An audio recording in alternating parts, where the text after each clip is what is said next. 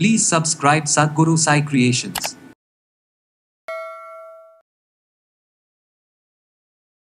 இந்த கெமிக்கல்ஸ் இருக்கக்கூடிய hair dies நிறைய யூஸ் பண்ணுறதுனால ஆல்ரெடி இருக்கக்கூடிய ஹேர்ஸுமே ஹேர் ஃபால் ஆக ஆரம்பிச்சிடும். கெமிக்கல்ஸ் இல்லாமல் நேச்சுரலாகவே என்னோடய ஹேரை நான் நல்லா பிளாக்காக திக்காக வச்சுக்க முடியுமா?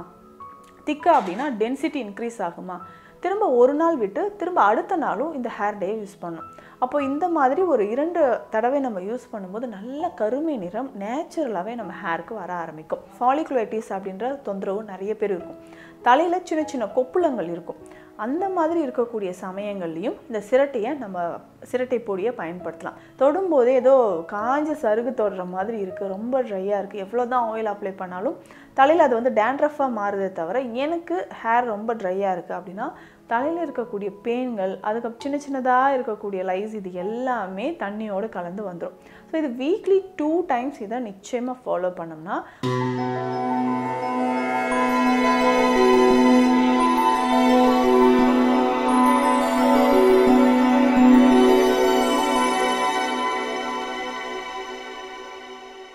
சத்குரு சாய் கிரியேஷன் வியூவர்ஸ் அனைவருக்கும் வணக்கம். நான் டாக்டர் நித்யா, சித்தா ஃபிசிஷியன். தலைமுடி பார்த்தோம்னா இளநரை அப்படின்ற பிரச்சனை இருக்கும். கொஞ்சம் வயதானதுக்கு அப்புறம் எனக்கு தலைமுடி நரைச்சி போயிருக்கு. ஸோ நேச்சுரலாகவே நம்ம என்ன பண்ணுவோம்னா தலைமுடி கருப்பாக இருக்கணும்னே நம்ம எல்லாருமே ஆசைப்படுவோம்.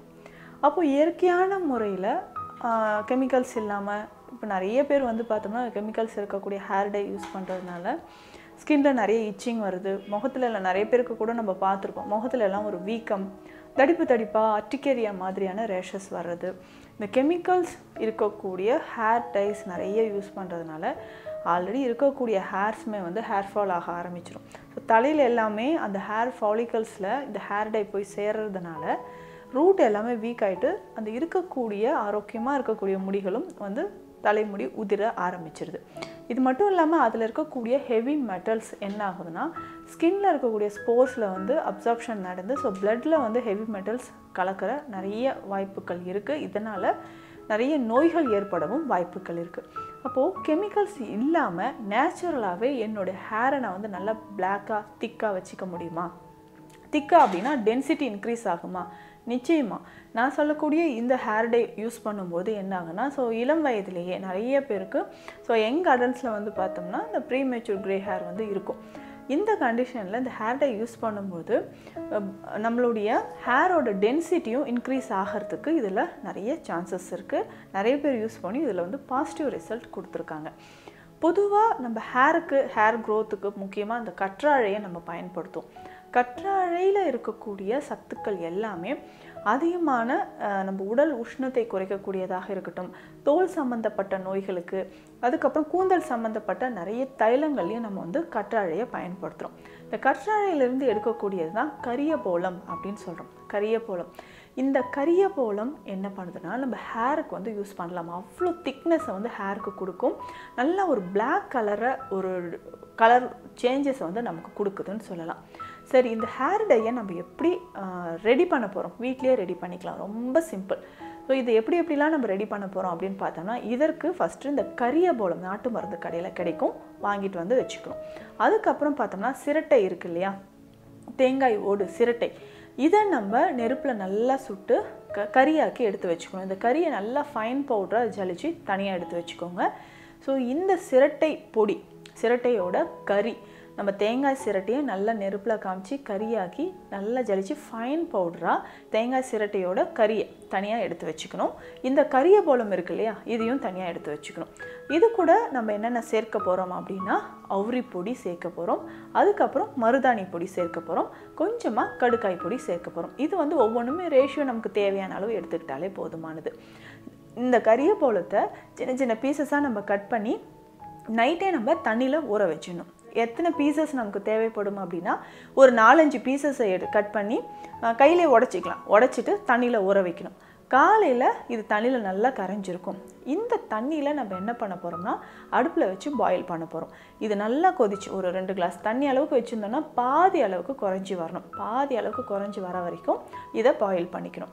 பாதி அளவுக்கு குறைஞ்சி வந்ததுக்கப்புறம் இந்த தண்ணியில் நம்ம என்ன பண்ண போகிறோம்னா அந்த தேங்காய் சிரட்டை கறி இருக்குது இல்லைங்களா, அது தேவையான அளவு 1 ஸ்பூனோ இல்லை 1.5 ஸ்பூனோ போட்டு நல்லா மிக்ஸ் பண்ணிக்கணும். இது கூட அவுரி பொடி, மருதாணி பொடி இரண்டையும் சேர்த்து நல்லா மிக்ஸ் பண்ணிக்கணும்.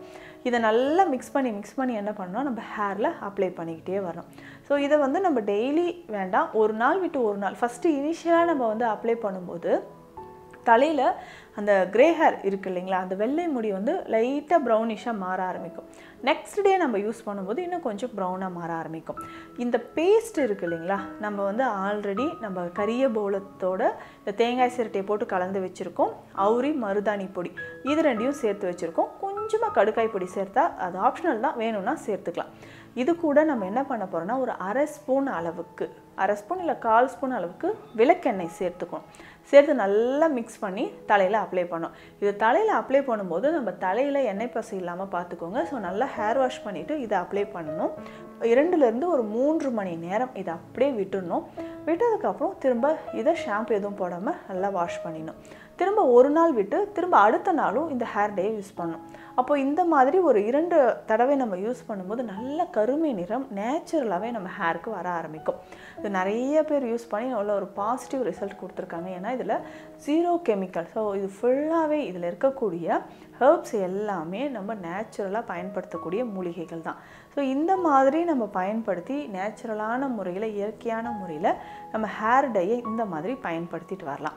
இதற்கு அடுத்தது வந்து பார்த்தோம்னா நிறைய பேருக்கு நான் சொன்ன இந்த ஹேர் டென்சிட்டி இன்க்ரீஸ் ஆகும். அது எப்படின்னா சிரட்டை, இந்த சிரட்டையோட கறிக்கு அவ்வளோ பவர் இருக்குது.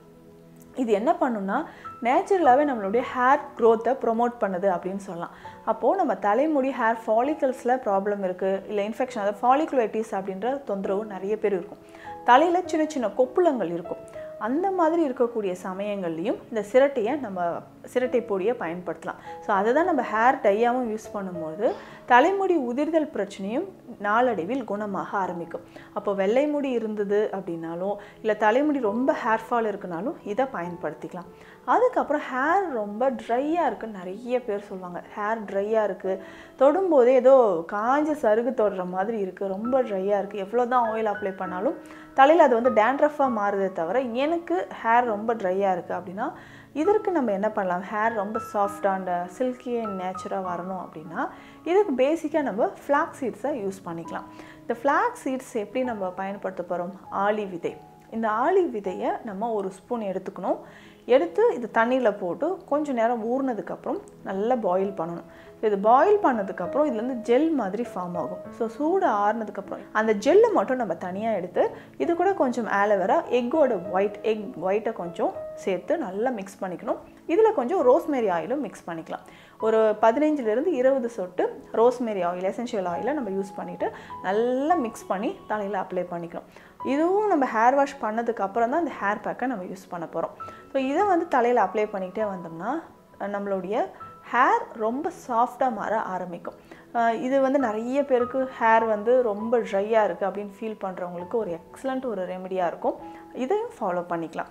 இதுக்கப்புறம் நிறைய பேரண்ட்ஸ், நிறைய தாய்மார்கள் சொல்கிற விஷயம், நிறைய குழந்தைகளுக்கு, ஸ்கூல் கோயிங் சில்ட்ரன்ஸ்க்கு இருக்கக்கூடிய ஒரு பிரச்சனை என்னென்னா லைஸ், தலையில் வந்து பெயின் தொல்லை அதிகமாக இருக்குது.